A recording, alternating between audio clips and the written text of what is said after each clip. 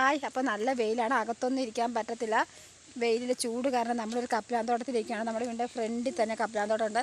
ഇത് വളഞ്ഞ് പുളഞ്ഞ് പോകുന്ന ഒരു കപ്ലാവാണ്. ആ കപ്ലാവിൻ്റെ അപ്പുറം ഇപ്പുറമൊക്കെ കമ്പുണ്ട്. ആ കമ്പ് ഒരു കമ്പേ ഞാനിരിക്കുന്നത്, എൻ്റെ തൊട്ട് മേലത്തെ കമ്പേ കുഞ്ചുണ്ട്. അതിൻ്റെ തൊട്ട് മേലത്തെ പിള്ളേരുണ്ട്, ഞാൻ അവരെ കാണിക്കുന്നില്ല.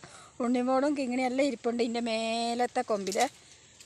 ഇതാ എൻ്റെ കുഞ്ചുവിനെ കാണിച്ചില്ല. കുഞ്ചു, എൻ്റെ കുഞ്ചു ഇതായിരുന്നു. ഈ കമ്പയാണ് കുഞ്ചു ഇരുന്നത്. ഇതിൻ്റെ താഴത്തെ കൊമ്പയിൽ ഞാനിരുന്നു.